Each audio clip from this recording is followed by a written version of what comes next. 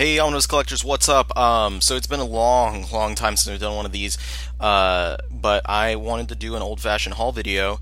Um, God, I don't remember the last time I did one because since we started doing Omnibros live multi-times per week, I usually just do my haul videos with them. But I've unfortunately not really been appearing on their Monday shows, which is when we've decided to do hauls and reads and stuff like that.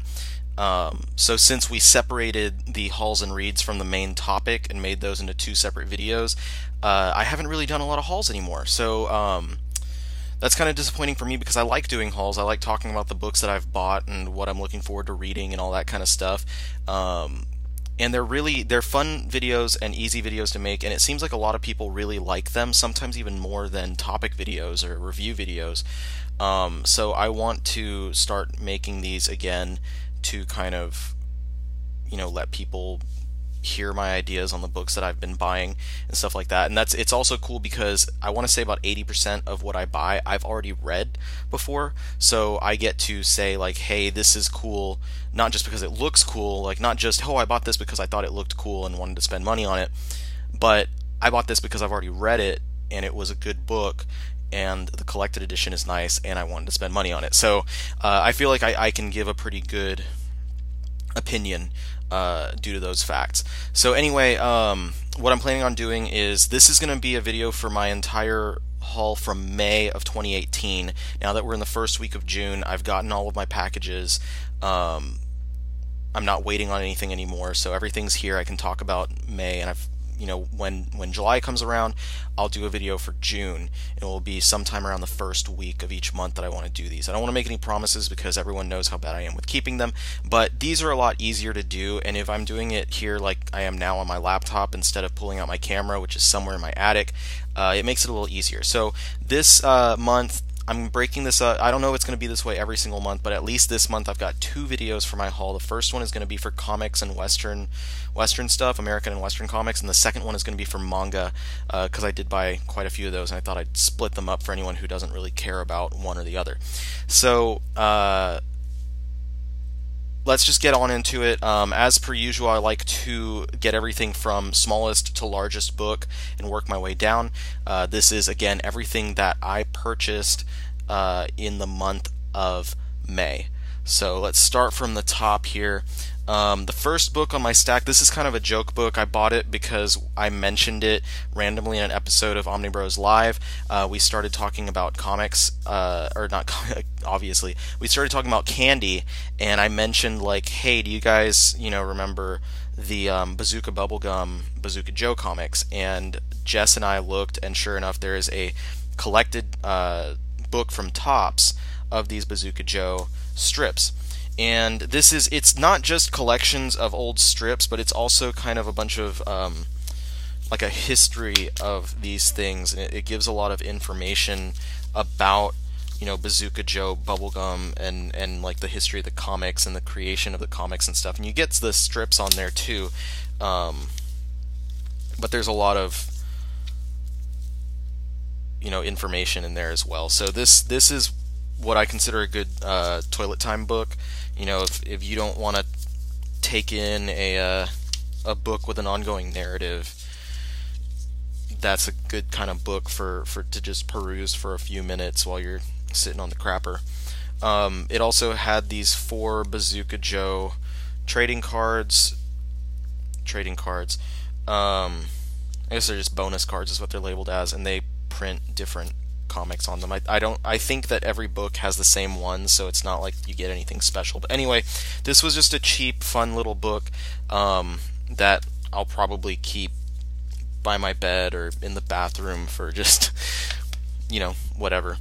Anyway, moving on, the next 2 books are 2 graphic novels by Mr. Kyle Starks, Kill Them All and Sex Castle. And I've yet to have read these, but I felt very enthused about ordering these, and I was really pushed to it because I read Kyle Stark's Image series, Rock Candy Mountain. It was an 8-issue series collected across 2 paperbacks.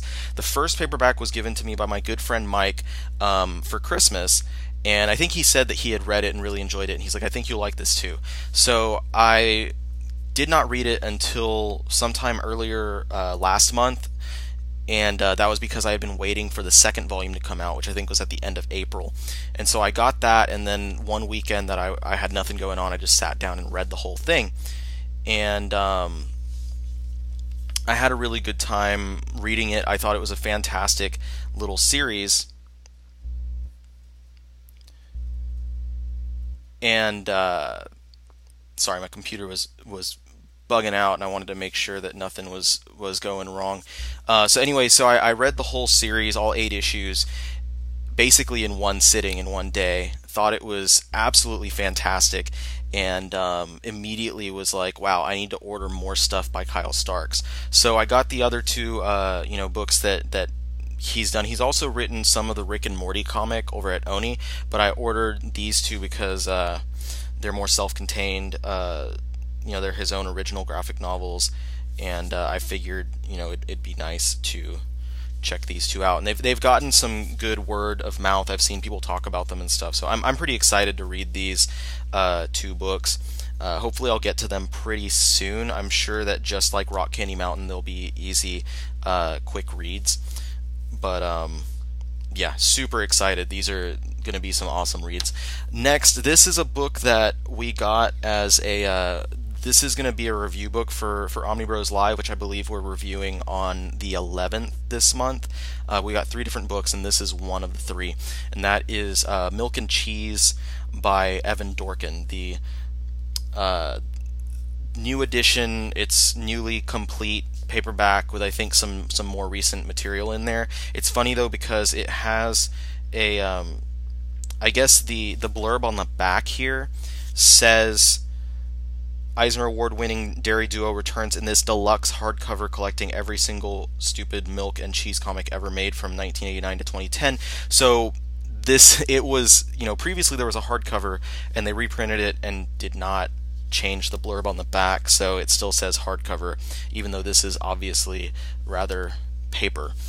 So I'm really excited about this. I suggested this as a read for our reviews on Omnibus Live, because one of the earliest books that I remember talking about on the show with me, Jess, and Louise back in the day was Evan Dorkin's Eltingville Club book, and I absolutely loved that one. And I talked to Jess, and Jess is a fan, a pretty big fan of Evan Dorkin. He's like, yeah, Milk and Cheese, we should definitely do that.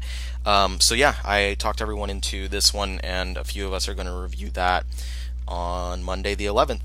And it's pretty dense, so I really need to get to reading. Just like Eltingville Club, it's dense with text, but I'm sure it's going to be hilarious, just like that was. And then next, I'm just going to pull out the other, let's see. Sorry, I want to find some semblance of order in the way that I talk about these books. Okay, so the next one is the only DC paperback I got in this lot, and that is Green Lantern Kyle Rayner Volume 2, collecting the next chunk of the Ron Mars run on Green Lantern. So it collects, just so you guys know, Green Lantern numbers 58 through 65, Guy Gardner Warrior 27 and 28, New Teen Titans 124 and 125, Dark Stars 34, and Damage 16. So a good amount of material in here. Hopefully DC does continue to collect the Kyle Rayner era of Green Lantern across these nice, pretty thick paperbacks. This is a run that I've never gotten to read before, but I've very much wanted to read this run because this is a run that makes a lot of people say that Kyle is their Green Lantern. So I'm excited to see basically what made people love him so much. Now there's a lot of material to be collected, so this is going to be across a good number of books. I haven't really counted it out yet, so I can't say for sure how many it'll be. I'm sure someone out there has a good estimate. But either way, I'm planning on getting all of these so I can experience this pretty well-received run of comics. I know after Ron Mars, I don't know if it was directly after Mars, but I know that Judd Winnick does some material on that series as well. So we'll see if they go that far. Next, this is I'm going to do my Marvel paperbacks. Let me do the smaller paperbacks first. This is something that I've kind of been putting off on buying. This is volumes 3 and 4 of the Marvel Now Thunderbolts, Red Thunderbolts series. I've had the first 2 volumes, which are now apparently out of print, for a long time. Those 2 volumes are the Daniel Way run. And the reason why I had those 2 volumes to begin with is because I knew that Charles Soule was taking over, and he actually wrote the last 1 or 2 issues in the second volume of the paperbacks. And so I was like, well, I want to read his run, but I also want to see what came before it. I'm not the biggest fan of Daniel Way, especially not at that point, because his more stuff that was contemporary to that era was not really to my taste. But I bought those volumes, and I thought they were okay. But Charles Soule's Red Thunderbolts was really where the series took off. The third volume is mostly a tie-in to Infinity, the big event that tied into Hickman's Avengers run. This collects issues 13 through 19, features art by Phil Noto, Hefte Palo, and Gabriel Hernandez Walta, who you might recognize from Magneto and Vision. And it includes a lot of really cool stories. The Infinity story was pretty neat. It kind of hinged around Deadpool wanting to get pizza, which was, it was funny. But there's also, I think Soule's best work is in his one-shot issues, and he has one-shot issues that focus on Elektra and Punisher, and there's a really good one about the leader, or the Red Leader, that's in, I believe, this volume. So I recommend this. I know it's not everyone's favorite run, but I did really like when Soule was writing. And then also volume 4, this one is No Mercy. This collects issues 20 through 26, wrapping up his run on the series. After this, Ben Acker and Ben Blacker take over for the Punisher versus the Thunderbolts run, and it was a decent arc. But anyway, this one sees Ghost Rider Johnny Blaze join the Thunderbolts, and there's a whole story with that. And it was a decent arc, but I preferred the stuff that came before this one. It was good. It's better than Daniel Way's stuff, but compared to the material that Soule wrote before, it wasn't quite up there as much. But still recommended. You can get those 2 volumes for pretty cheap. Another Marvel book. Now I'm getting to the chunkier trades from Marvel. This is the second of 3 review books that we're going to be doing for Omnibros Live on Monday the 11th. This is Agents of Atlas, the Complete Collection Volume 1, written by Jeff Parker, with art by Leonard Kirk, Carlo Pagulian, sorry if I mispronounced that, and Clayton Henry. It includes, there's a bunch of different stuff because it's a bunch of like mini-series and stuff for Agents of Atlas.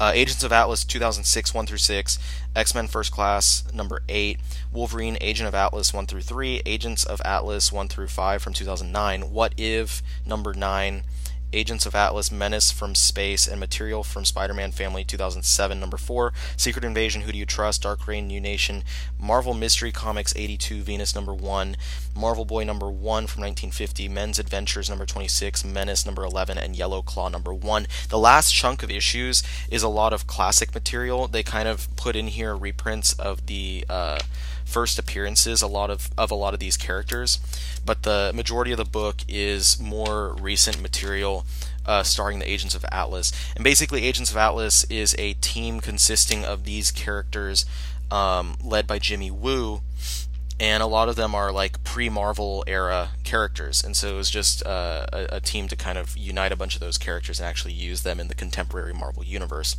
I also kind of pushed for this one as a review book because I've been excited to check this out. I've never read it, but I love Jeff Parker, and I know that Jess just recently read Parker's Red Hulk, so I was like, hey, let's continue the Parker train and get this one as well, and I'm excited to read it. I'm probably going to read through this one maybe even today, but I will get it read before Monday for sure.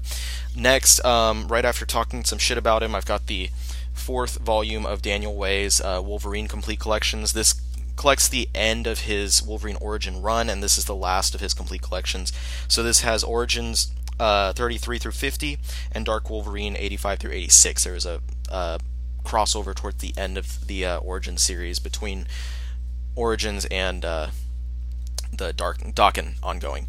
So this is, like I said, this is the end of his run. I read this as it was coming out in singles. I had a decent affinity for it. I enjoyed it, but I'll say the first part of Way's run was definitely the stronger part, and then I felt like his narrative just kind of started falling apart. But anyway, if you're not a fan of Daniel Way, you probably won't want to get it. It's more of a completionist type thing, and it's easier to have those 4 volumes than like the however many dozen or so small volumes that would be collected across those 4. Anyway, moving on, the last chunky trade from Marvel is Star Wars Epic Collection, The Empire, Volume 4. This latest volume collects Darth Vader and the Cry of the Shadows 1 through 5, Jabba the Hutt, the Gar Sapoon hit, Hunger of Princess Nampi, the Dynasty Trap and Betrayal, Boba Fett, Enemy of the Empire 1 through 4, and material from Star Wars Tales 7, 11 through 12, 15, 18 through 20, Visionaries, OGN, Dark Horse Presents, Annual 99, and Free Comic Book Day 2012, Star Wars. So a decent amount of material in here, just, Marvel continuing to put out these chunky epic collections with all of Dark Horse's Star Wars material. There's, I'm not going to count them right now, but probably close to 20 of these right now, which I think is about a third of the total amount of Dark Horse Star Wars material that's out there. That's just going to be a really cool piece for any Star Wars fans collection once Marvel's done publishing all that, to just be like, hey, I've got every Star Wars comic from Dark Horse in these nice paperback volumes. So that's kind of like the goal with those, is I'm looking forward to being able to do that, or say that later. And then I got one hardcover, one standard sized hardcover from Marvel. This was just kind of picked up on a whim. I've been wanting to get it for a while, and it's also kind of a guilty pleasure, and that is the Dracula Fear Itself hardcover. This book contains Victor Gischler's Fear Itself, Hulk vs. Dracula 1 through 3 miniseries, Tomb of Dracula presents Throne of Blood, and the Death of Dracula one-shot.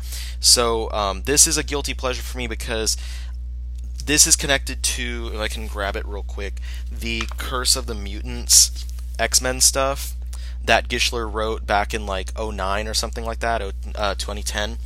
And basically it was just, Dracula came out, and vampires are fighting mutants, and around that time Marvel kind of let Gischler write a couple of other things featuring the vampires, including the 3-issue Hulk vs. Dracula series. None of Gischler's X-Men was particularly great, but like I said, it's kind of a guilty pleasure of mine. I know it's not great, but it's fun for me.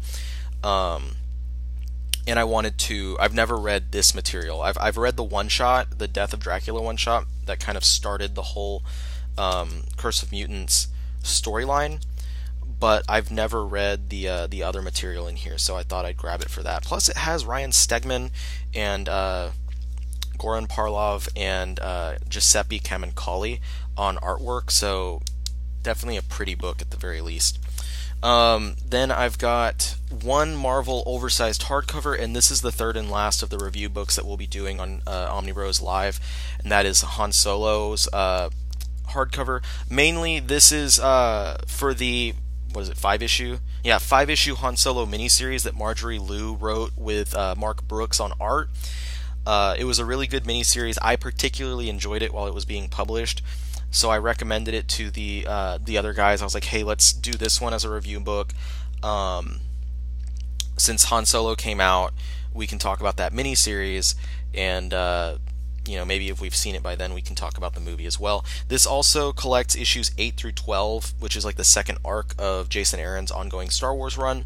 That arc was kind of featuring some focus on Han Solo's character and some stuff surrounding him. So it's a decent priced book. $24 for a 10-issue oversized hardcover is not bad, considering Marvel usually pushes those up to $30 or $35. So you'll hear us talking about that in a few days now. Then I've got one oversized hardcover from Valiant. This is the newest release from them, Wrath of the Eternal Warrior. I have not read this Eternal Warrior series by Robert Venditti and all the artists on there. This collects issues 1 through 14 of that series, plus Eternal Warrior Awakening #1. I haven't read this, but I did read the Eternal Warrior series from Greg Pak, I believe, that preceded this one, and I really enjoyed that, and I really enjoyed the characters. So given how much I have enjoyed Robert Venditti's work at Valiant, his Exo Manowar, I figure I'll enjoy this one too. And I've heard a lot of good things about Wrath of the Eternal Warrior, so that will be a fun read for me. Next, I've got 2 oversized hardcovers from DC, and then I'll get into the Omnibus that came out last month. First one is Batman Detective Comics Volume 2. This is the second chunk of material from James Tynion's run that just wrapped up. This collects issues 950 through 962. So this has been a really great run. I thought it wrapped up pretty well last month. I'm looking forward to seeing what I think it's Joe Hill that's coming on. I'm looking forward to seeing what he's going to be writing. Is it Joe Hill or am I making that up? I don't know. Someone's coming on. I'm looking forward to seeing what they're going to do to follow this up. But this is like the Batman team book. It's, Batman's in there, but it's also got, all the other Bat family appearing in this book, and it's really fun. I do personally prefer King's Batman. I feel like that's the book with a little more depth and a little more substance to it. But this one, if you want a fun Batman book with a lot of action in it, and you like seeing all those other Bat family members, this is the book you want to go to. I did recently sell almost all of my DC Rebirth hardcovers, and just decided to keep Batman and Detective Comics because I was like, I don't really need those other ones. I'm not going to reread them anytime soon, but Batman is a pretty significant chunk of my DC collection, so I was like, yeah, I'll hang on to those because I'll wind up wanting to rebuy them anyway, because I have like almost all modern Batman from the primary titles. I have almost all of that in paperbacks and hardcovers and stuff. And speaking of Batman, this is one that I was missing for a long time. I read the 2 single issues when they came out years ago. What are you doing? But I read the 2 single issues of this when it came out years ago. This kind of followed up on Grant Morrison's Batman R.I.P. This was Neil Gaiman with Andy Kubert doing Whatever Happened to the Caped Crusader, which was kind of a play on Alan Moore's Whatever Happened to the Man of Tomorrow story. It was a really interesting little 2-issue crossover between Batman and Detective Comics that was kind of a funeral and eulogy for Bruce Wayne after his apparent death in Final Crisis. So this was a fun book, and I've neglected to buy it for forever, but a member of the group had it up for sale and wanted to trade with me, so I sent him an X-Men book, and he sent me this, and took a little while to arrive, but I'm really excited to have it in my collection so that I can revisit it, because I did really enjoy that story. And then one more Batman book, and the only DC Omnibus from last month that I picked up is Batman Nightfall Volume 3, Night's End. Of course, this is the much maligned, very divisive book from the 90s, the wrap up of the whole Nightfall trilogy, where Bane breaks Batman's back. Batman has to stop. Bruce has to stop being Batman. Jean-Paul Valley, aka Azrael, takes over as Batman. Doesn't really do a great job, and then Bruce comes back as Batman and takes him down, and you can see, he's kind of taken down Azrael here. The cover art on these Omnis is not very great. I do really like Kelly Jones, but something about the work he's done on these covers is just not to my liking, and I really don't like the spines on these either. On the Facebook group, Mr. Kevin Paul Saison, I'm sorry if I mispronounced your last name at all, does create a lot of really nice custom dust jacket designs, and he did one for the whole Nightfall trilogy of Omnis, and I am planning on sometime eventually printing those out and having those instead, because these are just not the prettiest books on my shelves. I usually don't care, any other book, I'm like, the spine's fine, whatever. But those are very unattractive. Anyway, moving on. Oh, and this, I know Nightfall is very maligned. If you've never read it before, I recommend at least picking up the paperbacks for cheap for the first part, where Batman goes through the whole gauntlet and gets his back broken. That was a really great story. And then, tread lightly if you want to into the later material. The second and third parts are not nearly as good as the first part, in my opinion, but you get a lot of writing from Chuck Dixon and Doug Munch, as well as some others who are great writers, great Batman scribes. So there's some enjoyment to be had in there. And let me just real quick, I'm gonna make sure to mention what stories are in here. Collects the best-selling storylines: Night's End, Prodigal, and Troika from Batman 509, 510, and 512 through 515. The gaps, by the way, I believe are collected in the Zero Hour paperback. I'd have to double check that, but I think that's why there's no 511. Legends of the Dark Knight 62 through 63, Shadow of the Bat 29 through 30 and 32 through 35, Catwoman 12 and 13, Detective Comics 676, 677, 679 through 682, Robin 8 and 9 and 11 through 14, Showcase 94 number 10, Nightwing Alfred's Return number 1, and Batman The Vengeance of Bane 2. So, good amount of material collected in there. I'll have to do a video at some point talking about like the chronology and the collected editions for Batman stuff from like Nightfall going forward, because there's not a lot of gaps anymore. Anyway, the next one of 3 Marvel Omnibus that came out in the first week of the month. This first one is the one I was looking forward to the absolute most. Wolverine Goes to Hell Omnibus. Essentially, this is Wolverine by Jason Aaron, Volume 2. This collects everything that happened after that first omnibus, the ongoing Wolverine series, even the Schism miniseries is in here. So, Astonishing Spider-Man Wolverine number 1 through 6, Wolverine 1 through 20, 5.1, and 300 through 304. Schism 1 through 5, material from Wolverine, The Road to Hell number 1. So, essentially, this is the middle part of Aaron's Wolverine trilogy, starting with the Weapon X stuff, ending with Wolverine and the X-Men, even though there's some overlap between this and the latter. This is absolutely the best part of that, entire run of his. The best part of that entire Wolverine run of his, it is a deeply emotional story about Logan. And if you have not read this, but you might have read Schism and Uncanny X-Men and didn't understand where Logan was coming from, this is the book that you would want to read. The material on Wolverine's solo series, everything that happens in the first 17 issues directly leads into Schism, and it gives you that kind of background on why is Logan acting the way he is, why is he thinking the way he is. And I highly, highly, highly recommend reading this because it is a fantastic run. Even you don't need the first Wolverine by Aaron Omnibus, which is out of print at this point, to enjoy this one. You can read this one all by itself. If you're a fan of Wolverine, I definitely recommend it. Even if you're not a fan of Wolverine, this is a book that I recommend because it could kind of change your mind on him. It puts more of a human side to him, and it works with some of the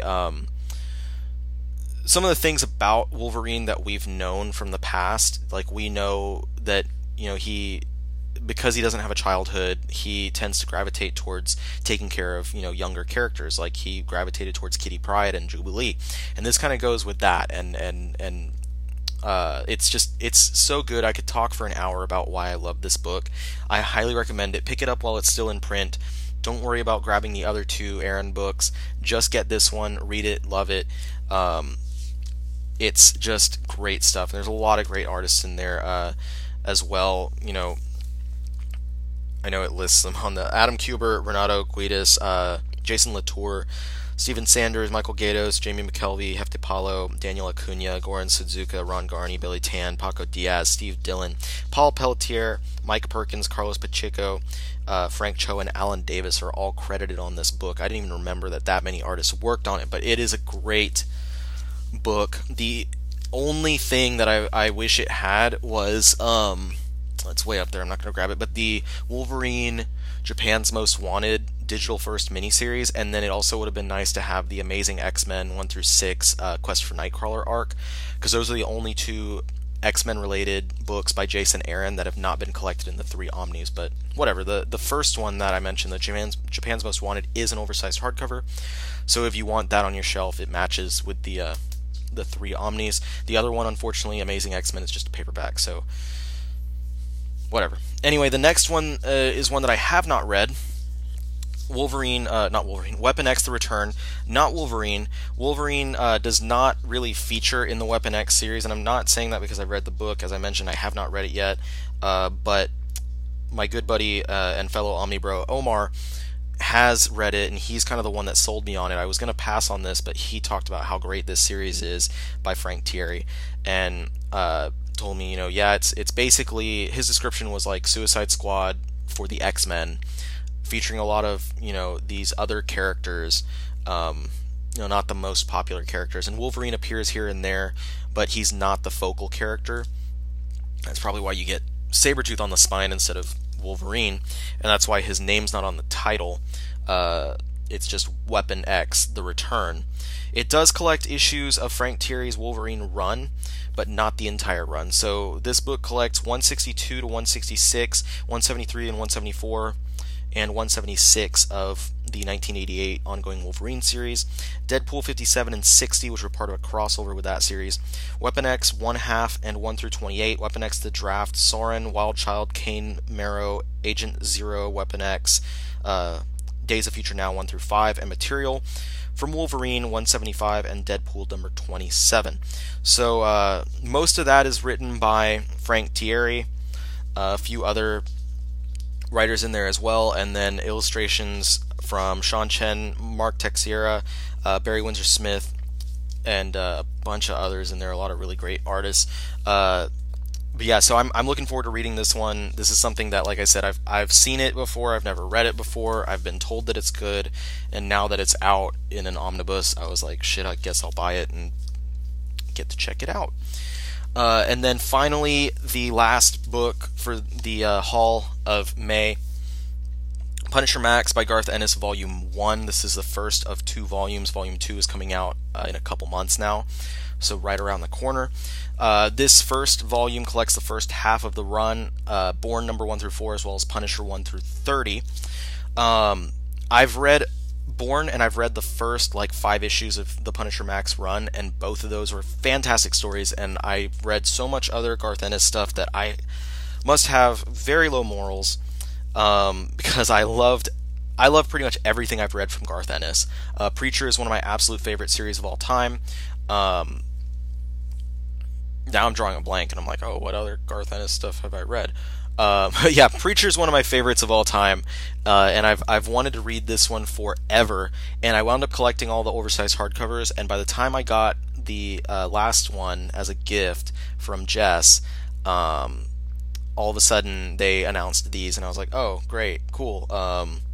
So I still have the oversized hardcovers, Volume 4 and 5, and I'm thinking that we might be able to use those as a, because Jess said that if I wanted to, we can use it as a gift or something, so we might do that as a giveaway item for anyone who wants that. So look forward to that. I'll talk to the Omnibros about that and see what they want to do.